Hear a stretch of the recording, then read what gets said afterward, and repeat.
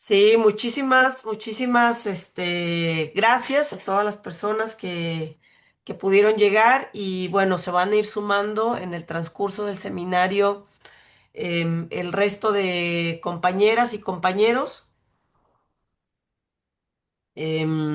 Ahí disculpen si se me escapa la tos, andamos un poco mal, pero bueno, muchísimas gracias a las personas que están aquí y sobre todo muchísimas gracias a la profesora Yolanda Aguilar, que su libro está circulando desde hace ya rato, pero lo compartimos, que está Fe, Mestizajes, Cuerpos y Sexualidades Racializados de Ladinas Mestizas. Em, es un libro bueno, se puede encontrar aquí en México. Es del año 2019 y, bueno, lo pueden encontrar en distintas librerías y para fines de este seminario se circuló el libro y concretamente leímos con cuidado parte del libro que tiene que ver con lo que hemos estado pensando en este seminario, ¿no? Que es la pregunta, digamos, que arrancó o que impulsó este seminario es ¿cuál es el lugar de las personas mestizas? ¿Cuál es el lugar de las personas ladinas en la lucha contra las opresiones, concretamente en las luchas antirracistas, ¿no? Entonces, eh, pues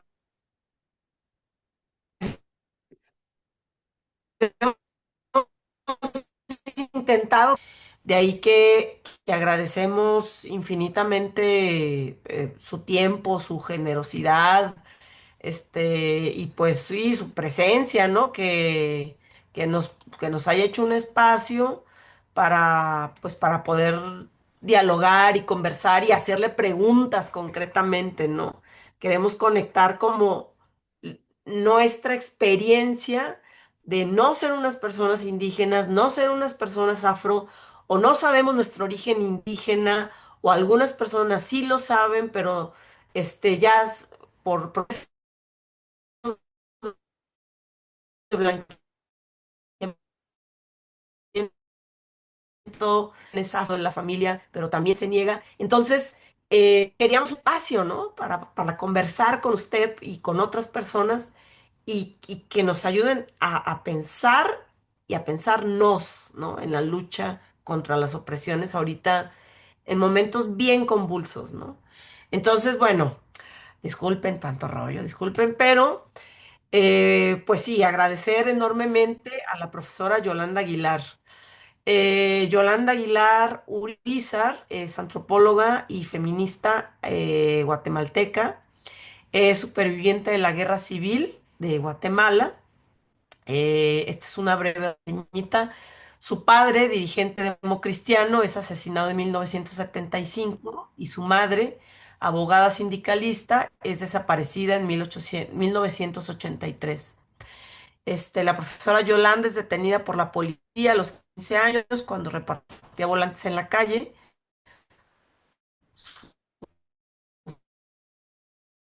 Sufre torturas, violaciones incluidas, en la selva del Petén norte de Guatemala.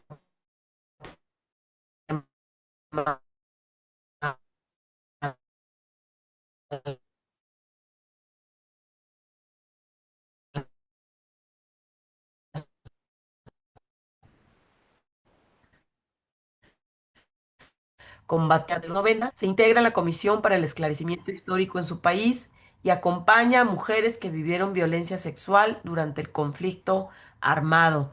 Bueno, que está este conflicto que incluso hay un documental, ¿no?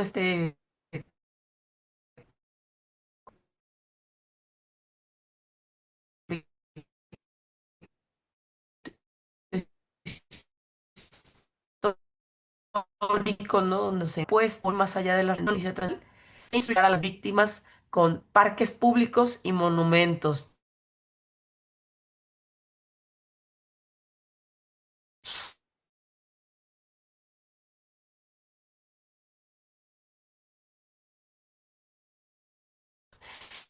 en los que se apoyar que ámbitos difíciles y que restablecer la paz en sus vidas y entorno.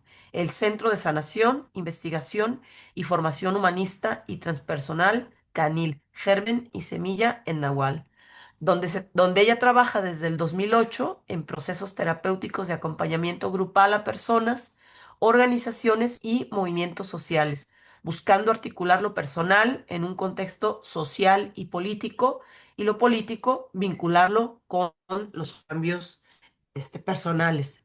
Entonces, muchísimas gracias, profesora Yolanda, y pues nada, la escuchamos y estamos muy atentos y atentas y atentes a decidir y comenzar esta conversa Bueno, más bien pues como muchas usted gracias, señalaba. profesora Gisela y Katia, pues por la invitación.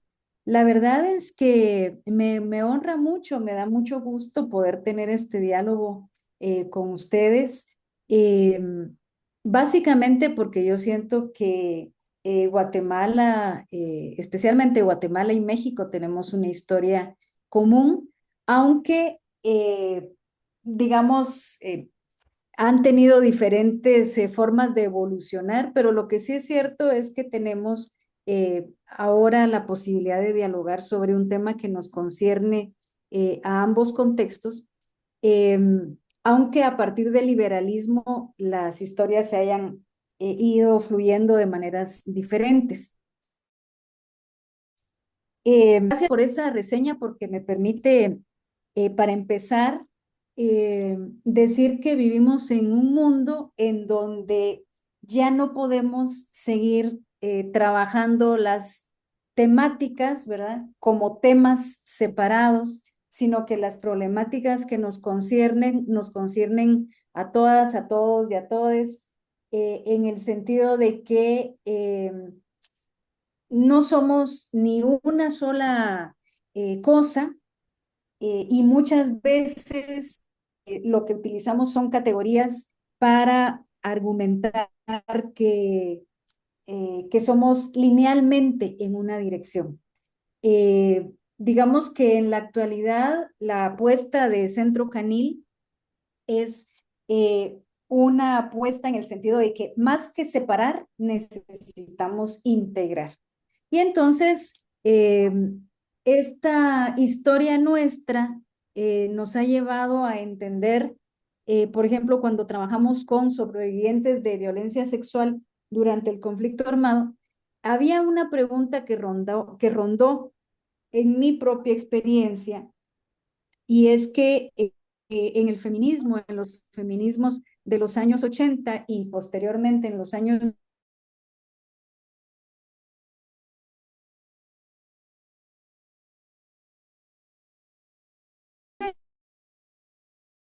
se empezó a nombrar y eso fue así como una dinamita que se expandió a todas las regiones porque era algo muy sentido. Empezamos a hablar las mujeres de violencia contra las mujeres y aún se habla de violencia contra las mujeres como algo que estaba a flor de piel, pero trabajando con mujeres mayas y más bien aprendiendo de la experiencia de lo que significó eh, hablar no solo de la violencia, sino de lo que había significado ser sobreviviente. Una pregunta que a mí me rondó por mucho tiempo fue, eh, ¿qué era, por qué hablamos de violencia y hablamos de sexualidad como que si fuera la misma cosa? Era una pregunta de pura intuición, no había nada elaborado ni teóricamente definido, sino era una pregunta, ¿verdad?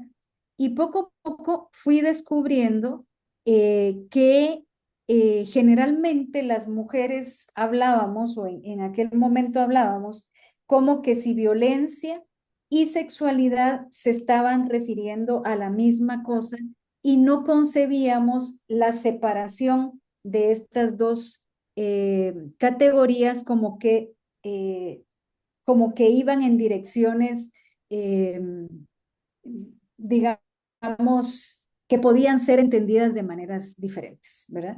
Entonces, cuando se ha vivido los temas de violencia, cuando hemos vivido con tanto terror, con tantas historias de conflicto, de dictaduras, etcétera, eh, es muy común que tengamos cercanía por seguir nombrando el malestar, pero yo decía, ¿será posible que la sexualidad se pueda vivir de otra manera que no sea desde la violencia? Y entonces, cuando trabajamos con estas mujeres sobrevivientes, una de las cosas que empezó a suceder es que las mujeres hablaban del vínculo de su bienestar con los colores, con la cultura, con el compartir en el temazcal, con muchas cosas, ¿verdad? Y resulta ser que me empezó a interesar más trabajar los cuerpos, las sexualidades y las emociones de una manera que fluyera en otras direcciones, ¿verdad? Y así fue como surge la investigación Femestizajes, Cuerpos y Sexualidades Racializados de Líneas Mestizas, porque la gran pregunta que nos hacíamos, siendo las primeras que empezamos en Canil, mujeres, en Guatemala existe el término ladino, que yo sé que en México no existe, pero en Guatemala la categoría ladino se ha utilizado por mucho tiempo para diferenciarse del indígena, ¿verdad? Y a mí tampoco me preocupaba este tema del racismo, debo de ser muy honesta, hace 20 años, ¿verdad? Pero hay una compañera llega un día y nos dice, miren, hay una tensión entre las mujeres mayas y las mujeres ladinas y mestizas feministas. Y la tensión es que las feministas le decían a las mujeres mayas, pero ustedes, ¿por qué no se convierten al feminismo? Y las mujeres mayas le decían, ¿y ustedes por qué no asumen, aprenden un idioma maya o se vinculan con la cosmovisión? ¿Verdad? Entonces yo dije, bueno, pero esa tensión, ¿por qué existe? ¿Verdad? Existía en gran medida porque las feministas de mi generación no entendían por qué la mayor parte de mujeres mayas no trabajaban sus cuerpos y sus sexualidades. Y yo dije, pero es que aquí hay algo más, ¿no?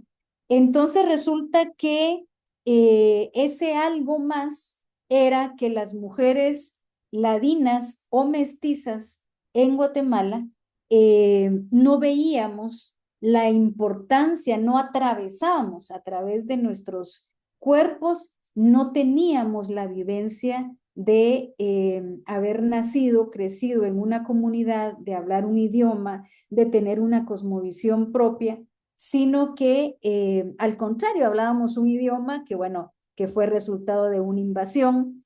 Hablábamos en las ciudades, la mayor parte de gente no vive en comunidad, ¿verdad? A menos en algunos barrios en donde se van constituyendo estas comunidades. Pero cuando empezamos a preguntar, bueno, ¿por qué las feministas y por qué las mujeres que sí hemos trabajado sobre nuestro cuerpo, que hemos querido avanzar en relación a nuestras sexualidades, eh, ¿por qué no vemos eso? Entonces las compañeras empezaron a decir, bueno, porque el racismo no es consustancial a nuestra experiencia. No lo vivimos, ¿verdad? Lo vivimos como algo que le pasa a otras. Y entonces, si eso le pasa a otras, ¿en qué lugar estamos nosotras? Si nosotros no vivimos el racismo en nuestros cuerpos, ¿en qué lugar nos posicionamos? Y entonces empezamos a preguntarnos cómo es posible que nosotros hayamos aprendido, bueno, como que todas las personas, y en este caso voy a hablar especialmente de las mujeres, pero le pasa a todas las personas, eh, aprendimos a vincularnos con nuestros cuerpos y con los cuerpos de las otras personas a partir de los significados culturales que se le asignan a nuestros genitales y esos genitales implican o esos mandatos culturales implican expectativas de clase, de género, aspiracionismos para mejorar la raza, vínculos afectivos, emocionalidades, patrones culturales y mandatos. Y el asunto es que como nadie, como no, el tema de las sexualidades no es un tema que se dialoga en las comunidades, no es un tema que se nos, que se conversa en las familias, sino que se nos asigna culturalmente, familiarmente, socialmente, y que a través, y que además tiene peso generacional, porque traemos mandatos desde las bisabuelas, abuelas, madres, y cae en nosotros esos mandatos transgeneracionales. Entonces resulta que nadie nos dice que el deseo que se nos asigna es un mandato cultural y que no estamos permitiendo que nuestro deseo fluya consustancial a lo que vamos sintiendo en nuestro cuerpo, ¿no? Entonces, ahí es donde la sexualidad que hemos aprendido es una sexualidad en principio con mandato heterosexual, Ujú, un mandato heterosexual que está vinculado con, digamos, formas endogámicas de relacionarnos, es decir, cuántas de las personas que estamos aquí aprendimos a relacionarnos eh, mm, con personas de otras clases sociales, de otros grupos ujú. culturales, de otras pertenencias culturales, o a cuántas se nos dijo que mejor si nos relacionábamos con personas ladinas o con personas mestizas que pertenecieran a una clase parecida o cercana o la misma clase cercana a la nuestra, ¿verdad? Y entonces es cuando nos damos cuenta que nuestro deseo ha sido realmente mutilado por todos esos mandatos culturales. No es fácil, no estamos hablando solamente del deseo puro y duro en el sentido del sexo propiamente, sino de todas nuestras formas de relacionarnos afectivamente. Por ejemplo, ustedes nos preguntaban eh, cuál es esa función de la sexualidad en los procesos de racismo y particularmente de blanqueamiento. Bueno, resulta que, aunque, bueno, no sé si en México creo que hay una ley de educación sexual. Por ejemplo, en Guatemala hasta hace muy pocos años se empieza a aplicar la educación sexual integral y no en todas las escuelas, ni en todos los colegios, ni en los institutos, en algunas, ¿verdad? En donde está abierta o más abierta las posibilidades de hablar de estos temas. Entonces, el tema de la sexualidad es un gran tabú, ¿verdad? Pero resulta que así como silenciamos la sexualidad, también silenciamos los diálogos sobre racismo, ¿no?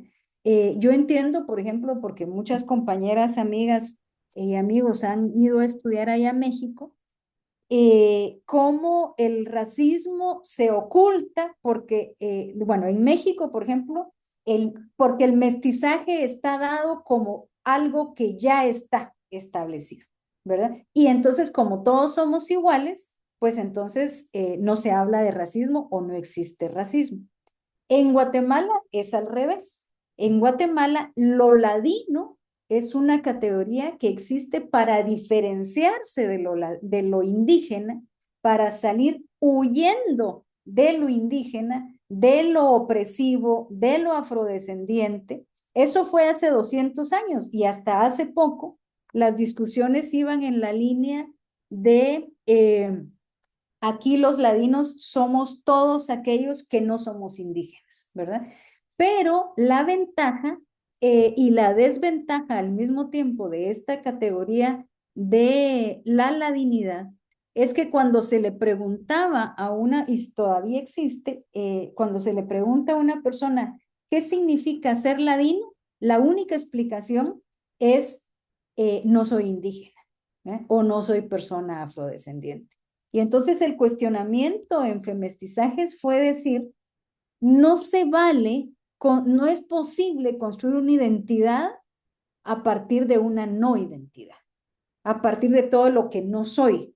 Entonces yo no hablo un idioma, yo no pertenezco a una comunidad, yo no tengo una cosmovisión propia, yo no tengo ancestros y ancestras que reconozcan con ese orgullo que sí reconocen los pueblos mayas en Guatemala.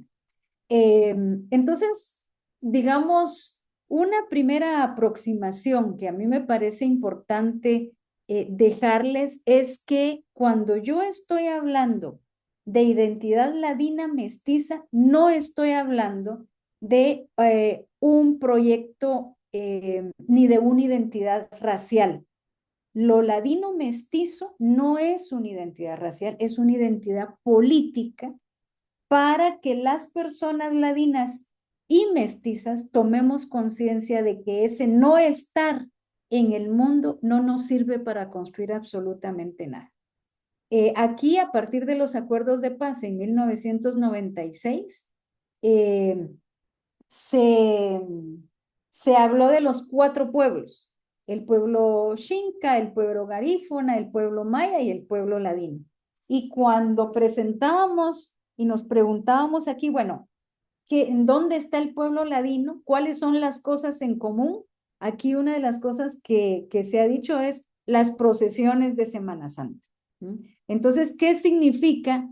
Y hace poco me comentaba una compañera que en estudios que se han hecho, que se han realizado en México, se decía que la mayor parte de mujeres mestizas, el sumum de las mujeres mestizas vinculadas con ese aspiracionismo en México está relacionado con la Iglesia Católica.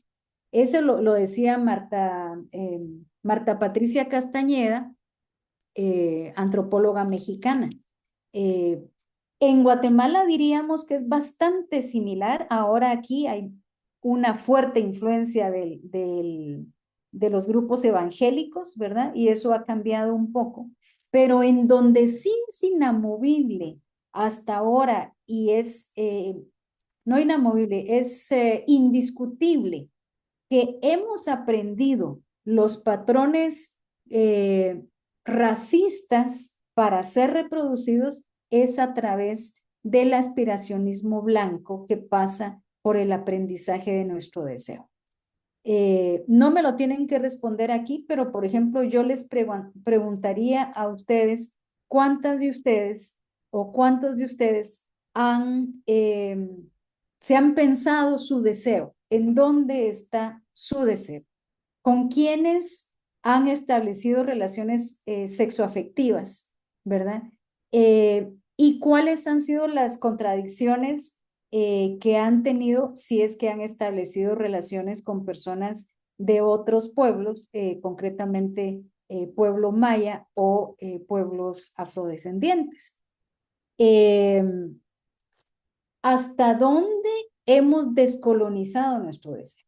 ¿Verdad? Podemos descolonizar nuestras ideas, podemos declararnos discursivamente o políticamente descoloniales, antirracistas, transfeministas, podemos ponerle una serie de eh, características o categorías a estas formas en que nos queremos vincular en el mundo, pero hablando de nuestra sexualidad, hablando del vínculo afectivo o sexoafectivo que establecemos con otras personas, ¿cómo nos relacionamos desde el erotismo? ¿Qué nos da placer o displacer? ¿Qué nos conecta? ¿Cómo nos conectamos con los ciclos de la vida o con las formas sufrientes de existir que es una forma muy judio-cristiana, muy de mandato hacia el blanqueamiento, porque Occidente dice lo que determina la forma de estar en el mundo es que venimos a este planeta a sufrir o vinimos a este mundo porque el judio-cristianismo nos ha indicado que es mejor sufrir en esta tierra para después aspirar a otras formas de existencia, en otras formas de vivir, ¿verdad? Que no sea la humana. ¿Cómo esos mandatos han permeado nuestra forma de relacionarnos eróticamente, emocionalmente, socialmente, colectivamente? Es decir, que, y ahí voy a hacer un punto de aparte para empezar a platicar, eh, ¿cómo nuestro aprendizaje del deseo, nuestro aprendizaje de la sexualidad y del erotismo ha estado permeado también por esos grandes paradigmas del sufrimiento que son resultado de la invasión que llegó a este continente, ¿verdad? Cómo la heterosexualidad está vinculada con la endogamia racial y cómo la endogamia racial ha permeado mi deseo, ¿verdad? Y cómo hacemos, que esa es la gran pregunta para salir de ahí, porque la endogamia racial tiene que ver obviamente con la institución del matrimonio, con el amor romántico, con la... Perdón, perdón. Eh,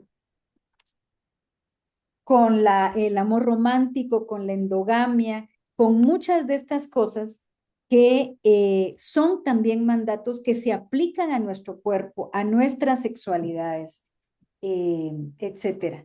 Y bueno, por ahí es un punto de partida, no sé si fui pues me fui mucho por las ramas, pero por ahí quisiera empezar a platicar con ustedes porque me parece que un hallazgo fundamental para femestizajes fue descubrir que el racismo, yo nunca aprendí a ser racista, pero lo aprendí en la vida cotidiana, en el núcleo familiar y a través de los mandatos de mis genealogías ladinas. Y entonces ay, perdón, perdón, disculpen.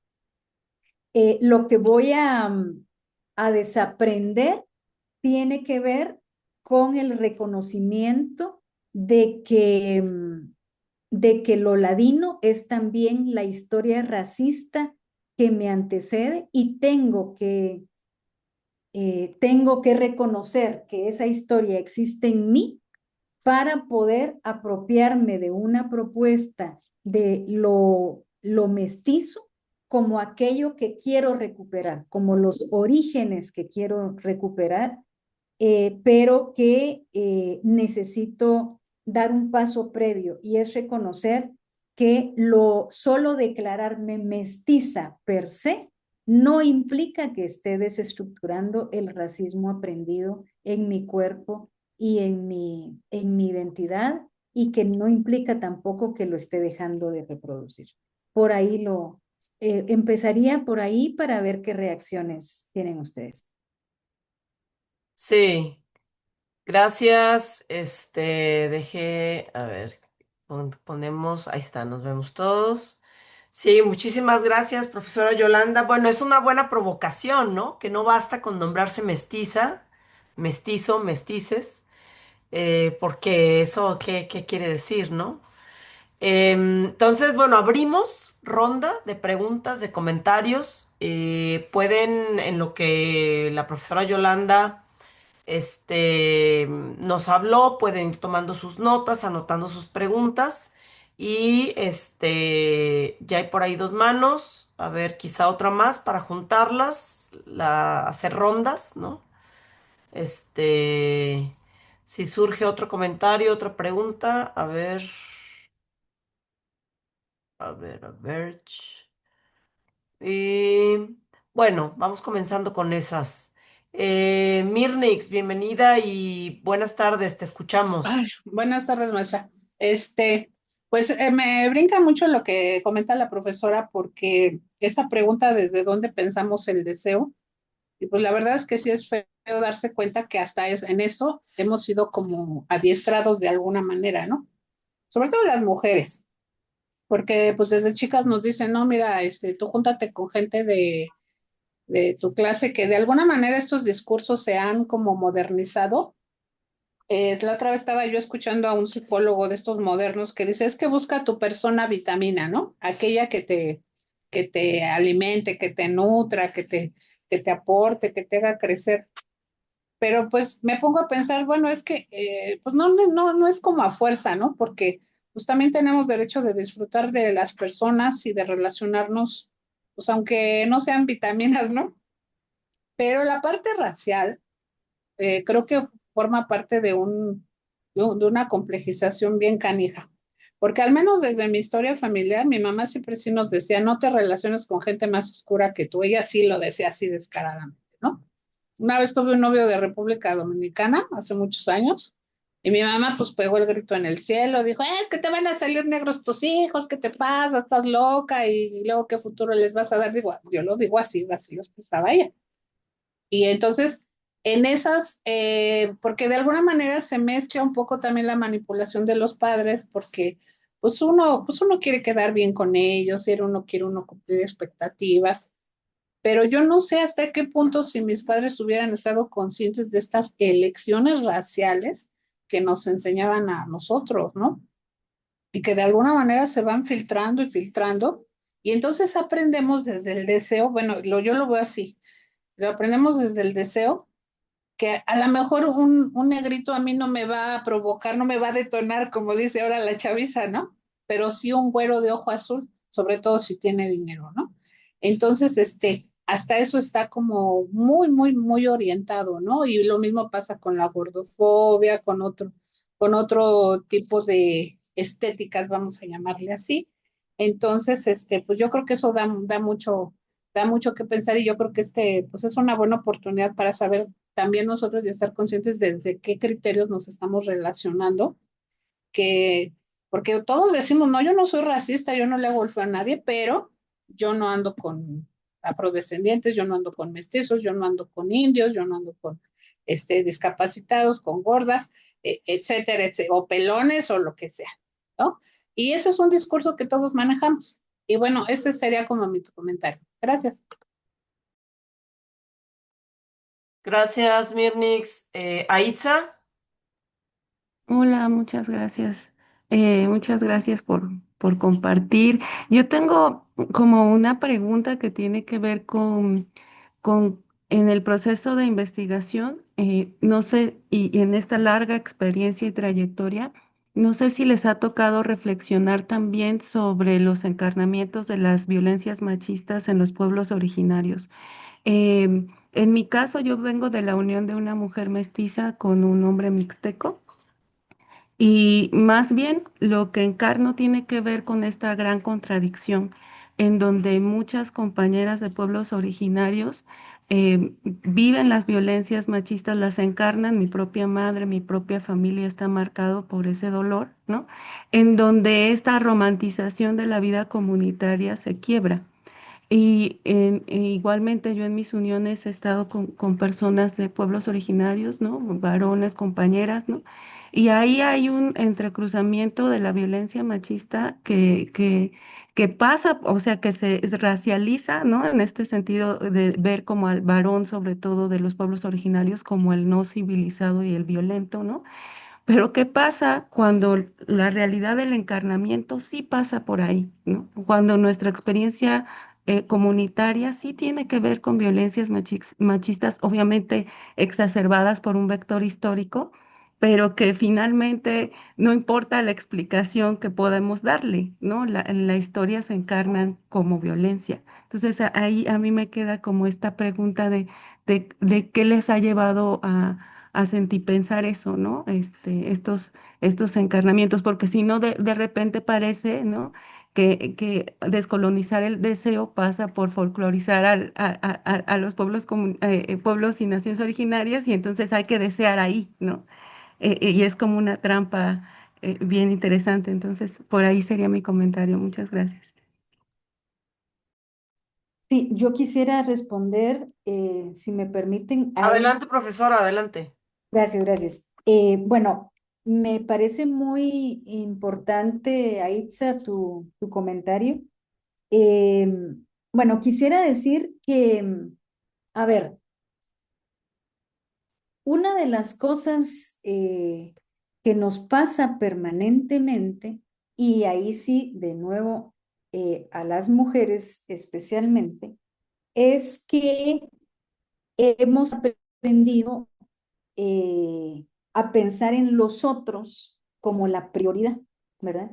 Y pensamos, cuando empezamos a vernos a nosotras mismas, o sea, no lo pongo como binario, no son opuestos, pero cuando empezamos a vernos a nosotras mismas, descubrimos que hay una serie de cosas que no hemos visto, que nos pasan a nosotras, de lenguajes simbólicos, de historias que nos atraviesan, de genealogías que nos determinan y de mandatos que nosotras seguimos cumpliendo por generaciones.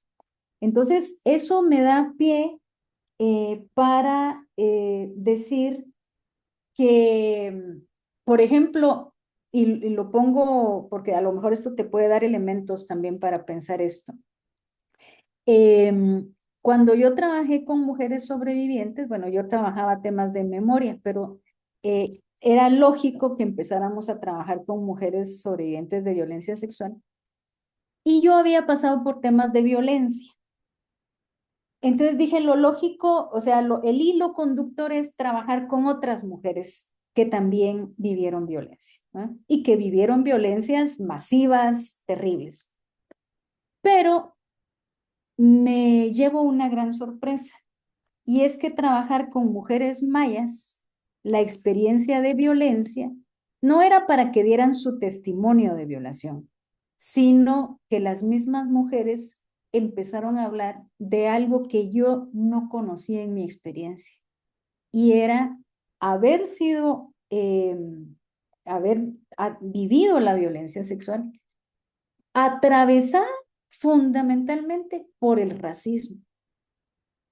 Y en ese momento yo me di cuenta que aunque yo hubiera vivido violencia sexual, nunca había vivido la misma experiencia que estas otras compañeras. Entonces yo no lo podía entender. Y en ese momento fue cuando yo dije, yo no puedo seguir acompañando a mujeres mayas si yo no he vivido esta experiencia en mi piel, en mi cuerpo, eh, en mi sexualidad. Entonces, a partir de eso, para esto me da pie tu comentario, yo tomé una decisión, y es hacer investigación con las personas que hemos vivido, que tenemos en común la misma experiencia de vida. O, en el caso concreto de las feministas, bueno, empecé a hacer investigación con feministas, pero la mayor parte de estas feministas eran urbanas y eran ladinas, mestizas, ¿verdad? Entonces, ¿qué es lo que pasa? Precisamente tomamos esta decisión, y por supuesto después he ido entendiendo que lo que hemos nombrado desde nuestra experiencia le sirve a otras experiencias. Pero lo que no podemos seguir haciendo, y eso se dio mucho aquí en Guatemala, sobre todo después del cierre del conflicto armado, es que mucha gente urbana, mucha gente ladina, con experiencias de esas vivencias, se iba a las comunidades a decir, no sé, cualquier cosa de los derechos, de la organización, de cómo se hacía. Y eso es también una forma de colonialismo, ¿verdad? Porque yo voy a decirle cómo hagan a las autoridades ancestrales, cómo hagan su organización, es ilógico, pero además es muy desde el poder. ¿Mm? Entonces, fíjense ustedes que eh, dijimos, vamos a hablarle a nuestras pares y a las personas con identidades similares. Por eso es que como estamos hablando aquí en este grupo, a ustedes les hace sentido lo de mestizaje desde el contexto mexicano y aquí a muchas centroamericanas y latinoamericanas les hace sentido el mestizaje desde esos contextos en particular. Pero precisamente así como no queremos ir a reproducir una forma de colonialismo que lo es, ¿verdad? Si vamos a decirle a la gente de otros contextos cómo vivir su experiencia, inclusive en el feminismo, eso se ha reproducido, ¿verdad? Se ha reproducido como yo soy feminista, le voy a decir a las otras mujeres cómo tienen que vivir su experiencia corporal, identitaria, etcétera. Y no es posible, ¿verdad? Precisamente como no hemos vivido esas experiencias en nuestros cuerpos, no tenemos derecho de irle a decir a las otras cómo hacerlo. Pero hay un elemento. Cuando no lo hemos vivido, corremos el riesgo de lo que tú dices, Aitza, de romantizar lo comunitario. Y también ese romanticismo es otra manera de racismo, ¿m? O es otra manera de colonialidad. Efectivamente, ahora, ¿a quiénes sí les podemos, digamos, quiénes son las voces autorizadas para nombrar la violencia racista en las comunidades indígenas o en las comunidades originarias? Las mismas mujeres o las mismas personas que en esas comunidades lo viven, ¿verdad? Pero yo creo que en principio puedo dar un paso atrás y decir, eso no lo tengo que decir yo. Y pongo un ejemplo. Dimos un diplomado sobre conocimiento matrístico y talento político. Era un grupo de 50 mujeres mayas, ¿no? Y entonces iba yo a hablar de lo que era el pensamiento matrístico, yo, mujer urbana, feminista, ¿verdad? Y había otro compañero que era maya, o que es maya, un académico maya, hombre, ¿verdad? Y entonces dialogábamos que ni él, por ser hombre, ni yo, por ser ladina urbana, podíamos decirles a las mismas, a las mujeres mayas cómo vivir esos niveles de violencia desde sus experiencias porque no eran las nuestras. Entonces lo que hacíamos era que las mujeres mayas potenciaran su voz, su protagonismo, su expresión de lo que estaban viviendo, no a partir de lo que nosotros le estábamos diciendo, ¿verdad? No sé si se entiende. El tema es que muchas veces puedo utilizar mi privilegio como una forma de poder también, ¿verdad? Pero si yo reconozco que mi privilegio, en principio, lo que me permite es aceptar que vengo de una genealogía que ha reproducido por generaciones esos poderes y esas opresiones, ahí estoy partiendo de mi historia y estoy contribuyendo a la conciencia de otras personas que tal vez ni cuenta se han dado de que ese privilegio también reproduce opresiones. Son temas muy difíciles y como dice una compañera, no solo son difíciles, son temas dolorosos. Pero si yo parto del cuerpo, si yo parto de mi experiencia, nadie me puede decir, esa experiencia no la estás viviendo tú, porque yo estoy viviendo, estoy compartiendo desde mi ombligo, desde mi experiencia. Y en este caso puedo compartir con ustedes varias experiencias que son comunes, ¿verdad? Pero no puedo llegar a un pueblo originario a decirle a las mujeres mayas, miren, ustedes tienen que pensar de esta y esta manera, sino que mejor escucho lo que tengan que decir las mujeres mayas. Pero estoy totalmente de acuerdo contigo en que en las comunidades originarias hay violencias machistas, se reproducen, pero solo que no voy a ser yo desde este lugar identitario sino que van a ser las mujeres que han pasado por esa experiencia las que tengan eh, toda la autorización para nombrar, ¿verdad? Y como dijo la compañera anterior también, eh, se complejiza las propuestas de transformación cuando empezamos cuestionando mi propio deseo.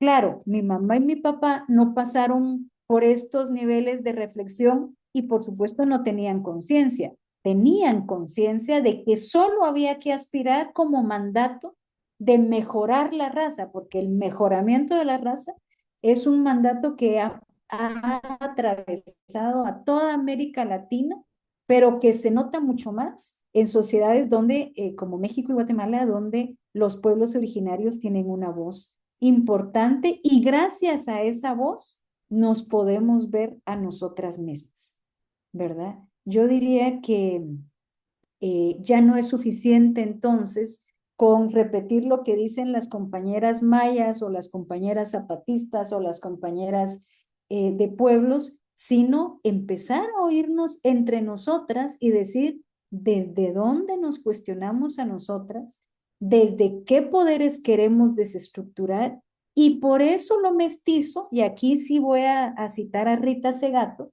cuando ella dice,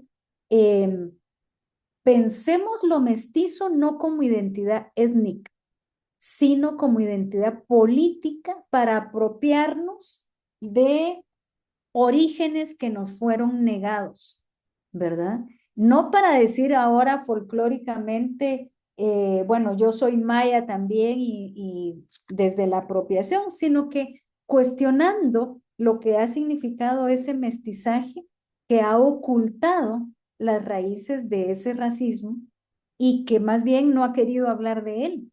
Pero yo creo que en Guatemala, y esa es un poco la experiencia que estamos teniendo ahora, estamos empezando apenas. Es decir, tendrá unos 30 años esta reflexión y ahora estamos empezando a decir, utilicemos la categoría ladino, para mm, hacer contraargumentación. ¿Mm? ¿De dónde viene lo ladino? No somos un pueblo originario, sino como dijo un compañero, fuimos un pueblo originado, ¿verdad? Que fue creado para huir de las opresiones y para aspirar a la blancura. Pero estar de un lado o de otro ya no nos sirve. Necesitamos cuestionar lo mestizo y que lo ladino mestizo, para la experiencia que estamos teniendo, nos sirva como categoría política para la transformación, no como declararnos un pueblo que no es ni chicha ni limonada, como diríamos, ¿no? Entonces, más o menos por ahí vería. Ujú. No sé si esto te aclara. Gracias, profesora Yolanda. ¿Alguien más que comentarios o inquietudes que nos hayan surgido al escucharle? Preguntas también sobre el texto, o sobre lo que acaba de decir. Me parece, me parece muy, muy provocador y también cómo nos invita a pensar o sea, qué implica nombrarse como una persona mestiza y no solamente quedarse ahí, sino cómo lo podemos transformar un poco, como dice usted, en una identidad, o no identidad, pero sí en una categoría política, pues, ¿no? este, un poco como retomando este diálogo que tuvimos ya hace unos meses con la profesora Mara Viveros de cuál es la potencialidad de nombrarse mestizo, ¿no? Hay que pensarla, ¿no? ¿Qué implicaciones puede tener y cuál es qué nos permite, ¿no? ¿Qué sí nos permite eh, descolonizar o qué opresiones nos permite contra qué opresiones nos permite luchar, ¿no? No sé si alguien tenga como comentarios, preguntas. Sí, Anaí, dale, dale, te escuchamos.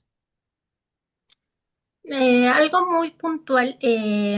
Si me podrían explicar un poquito más la endogamia racial, como que no lo entendí muy bien, por favor. Ok, claro Gra- que sí. Bueno, antes de esto, yo quería decir cabalmente, hay una compañera que se llama Andrea Gómez, que escribió su tesis en Holanda, ella es guatemalteca, y tomó a Gloria Anzaldúa y tomó también a Femestizajes como dos puntos de referencia para hablar sobre la potencia política que tiene esta categoría ladino-mestiza. Y ella dice que es una categoría que le sirve para preguntarse si es en el movimiento de mujeres donde pudiéramos empezar a trabajar esa potencia política, sobre todo porque eh, lo mestizo, aquí en Guatemala es muy fácil decir, no, es que yo soy mestiza, porque yo racista no soy, ¿verdad? Pero cuando rascamos un poquito, y yo creo que todas las que están aquí se estarán preguntando, al igual que la compañera que había intervenido, que le decían sus papás lo del aspiracionismo, yo creo que todas hemos pasado por ahí. Es decir, no hay nadie, y claro, estamos hablando de América Latina, pero eso no oculta que en cualquier otra sociedad eso, por ejemplo, en sociedades que niegan, no sé, lo árabe, lo negro, etcétera, ¿no? Entonces yo diría que si vamos a seguir hablando de identidades como identidades asignadas, podemos caer en argumentar que entonces lo mestizo es una identidad híbrida y tenemos sangres de no sé dónde y de no sé dónde. Yo creo que esas argumentaciones ya no son suficientes, ¿verdad? Lo que necesita este planeta, este mundo, nuestras sociedades concretas los contextos en los que vivimos, son posicionamientos políticos que sí nos atraviesen el cuerpo, porque como ya dijimos, si no nos pasa a nosotras y si no involucramos nuestras genealogías en esos posicionamientos políticos, no vamos a sentir que tenemos un rol protagónico. Entonces, hablar de nosotras, eh, rascar nuestras historias nos va a servir para posicionarnos políticamente y para efectivamente modificar patrones. Sí, efectivamente, modificar patrones que sí nos conciernen directamente y que nos permiten tomar posiciones protagónicas para transformar. Ahora, en ese sentido, la endogamia racial tiene que ver con que en tus... ¿Ya te vas a salir? Zulema, ¿Eh? pues, ahí está.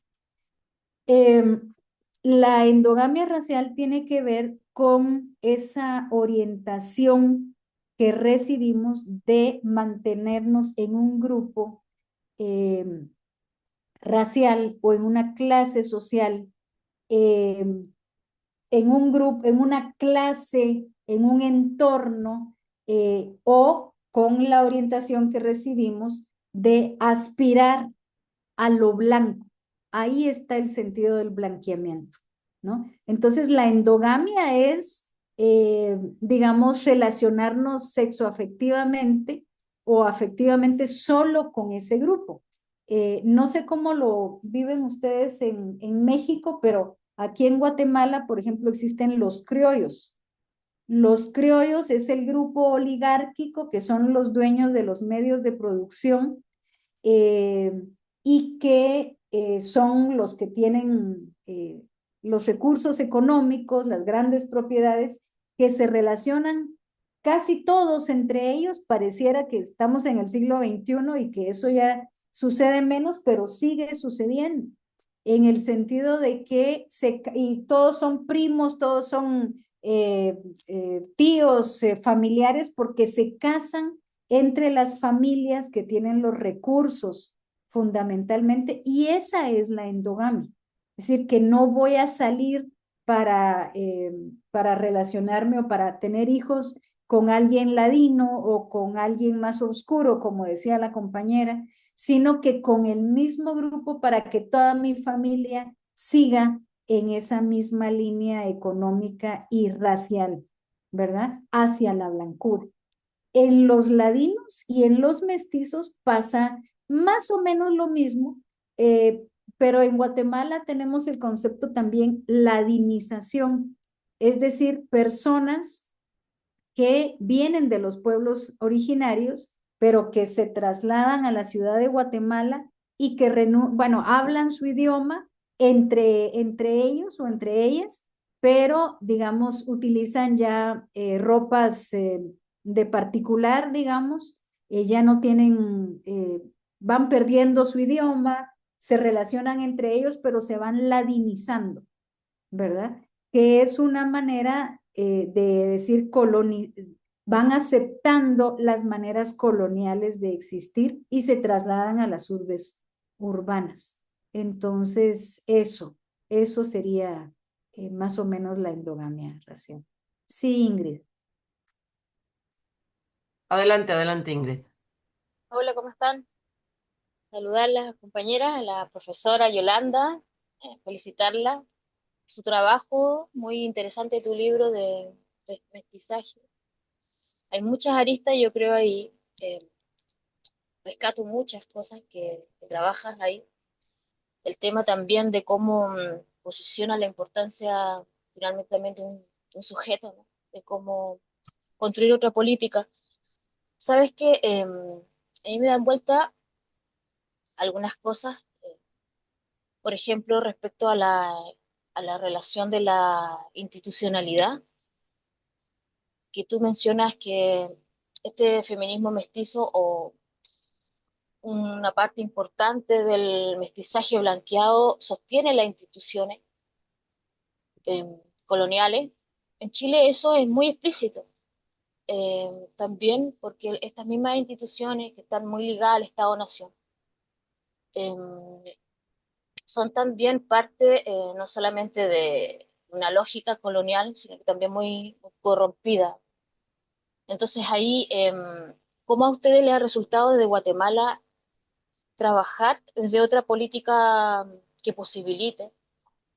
Porque también esta misma norma y estos mismos estatutos, estos mismos pactos culturales, de todo, sexuales, de este mestizaje blanqueado, sostienen las mujeres también. O sea, hay un gran porcentaje de mujeres que sostienen este patriarcado de las instituciones como una complicidad y que están normada o naturalizada, que políticamente a veces es muy complejo eh, desarmar eh, por estas ligaciones, ¿no?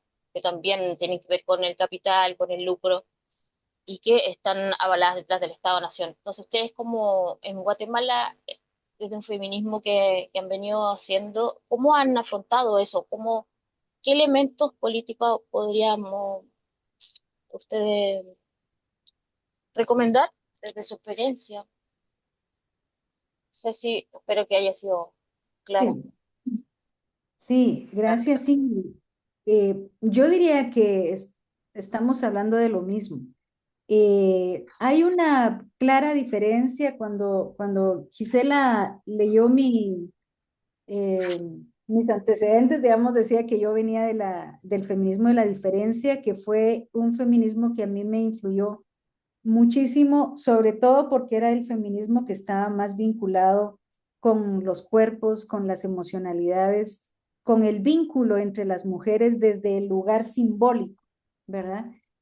No tanto con los feminismos de la igualdad, que son estos feminismos que tú mencionas, que por supuesto están con muchísimo reconocimiento en toda América Latina.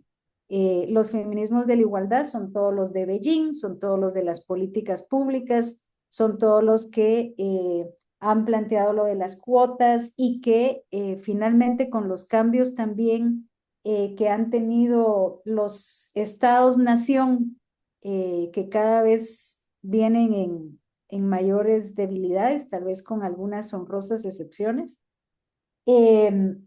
Digamos, estos feminismos clase medieros, mestizos, más institucionalizados, son los que siguen, los que defienden, ¿verdad? La propuesta del Estado-Nación, y por supuesto no se van a cuestionar que el Estado es racista y que el Estado es patriarcal, o lo dicen, pero asumen que hay que seguir trabajando desde ahí. Nosotras no trabajamos con el Estado, es decir, no estamos dentro del Estado. Creemos que el trabajo se hace en el tejido social con las personas, con los movimientos, con las organizaciones y entre nosotras mismas, porque no vamos, yo estoy convencida, y además porque en Guatemala sí se ganó una elección con un gobierno apoyado popularmente, pero es un gobierno que está inmovilizado completamente, porque el poder del Estado no lo tiene el grupo que ganó, sino que lo tiene ese Estado corrupto, asquerosamente corrupto, que tiene cooptadas a todas las instituciones. Entonces, ahí, ayer hablábamos cabalmente con una persona que está en medio de la institucionalidad, y él me decía, mire usted, aquí en realidad lo único que se puede hacer es salir de la institucionalidad. Y como no vamos a hacer guerras de nuevo o revoluciones a la usanza de hace 40 años, yo creo profundamente en el trabajo local, en el trabajo de organización como hormiguita, ¿verdad? En donde ahí se pueden ir transformando conciencias en los pequeños colectivos que puedan generar ondas más grandes para construir tejidos sociales eh, de otras maneras. Y además también creo profundamente en las generaciones jóvenes, en el trabajo de los pueblos y en el trabajo de las mujeres, pero no en esa institucionalidad que está podrida por dentro. O sea, creo que hay quienes siempre le van a apostar a eso. Y está bien, pues. O sea, no, yo no me apunto desde ahí. Creo que lo que cambia en realidad es la vida cotidiana, la conciencia de los cuerpos. Bueno, ¿por qué en toda América Latina se difundió el trabajo de las mujeres? Y, por ejemplo, lo que hizo este grupo, las tesis, antes de lo que se generó con lo de las tesis, antes de la pandemia, en donde en todo el mundo se cantó la canción esta de las tesis, fue porque hay un tejido social que muchas veces no es tan visible, pero que es profundo, que es donde vale la pena invertir para mí el esfuerzo. En estos esfuerzos de conciencia que estamos haciendo, ahí es donde nosotras queremos trabajar. Y hay un elemento que se me había olvidado y que es muy importante a partir también de lo que decía Aitza, y es que nosotras no trabajamos esto en abstracto, sino que a esto es a lo que le llamamos procesos de sanación. El trabajo de sanación es un trabajo que empieza por los cuerpos, que empieza en primera persona, pero que no se queda ahí, sino que es un trabajo que se hace con otras en colectivos. En Chile, bueno, hay varias compañeras chilenas que han pasado por los procesos de Canil y también trabajamos con algunas organizaciones por allá, pero a esto le llamamos nosotros procesos de sanación, no la sanación evangélica que dicen por ahí, sino que el trabajo de sanar las heridas que todas las personas tenemos a partir de venir de estas genealogías, a partir de venir de historias de colonización, a partir de haber vivido violencias múltiples, pero también reconociendo que el trabajo que yo haga va a incidir en las nuevas generaciones, porque ya lo estamos haciendo muchas mujeres, Y así como por generaciones vivimos traumas, también por generaciones podemos empezar a transitar otras formas de estar en el mundo que pasa inevitablemente por sanar nuestras historias, por sanar nuestros colectivos, por sanar también las herencias familiares que tenemos, y todas tenemos herencias familiares violentas y racistas. Entonces yo te diría, Ingrid, que por ahí tampoco es que tenemos, esto no es masivo de momento, no es masivo. Entre los pueblos originarios más, las mujeres mayas tienen procesos muy profundos, pero vamos lentamente porque todavía no es un tema conocido ampliamente, sino que vamos generando por capas de cebolla, yo diría, ondas para que esto vaya sucediendo. Pero eso pasa por vernos el ombligo, por trabajar nuestras genealogías, por trabajar lo que nos ha pasado en nuestra historia personal, no en el de otras, porque también es cierto que las mujeres hemos acompañado mucho a otras mujeres y queremos que otras personas, no sé, sanen, pero si nosotras no estamos haciendo nuestro proceso personal, no es tan efectivo. Entonces yo te diría que por ahí, yo creo profundamente que es en los tejidos sociales en donde necesitamos trabajar por el momento. Ya habrán otros momentos. Gracias por la pregunta. Muchas gracias.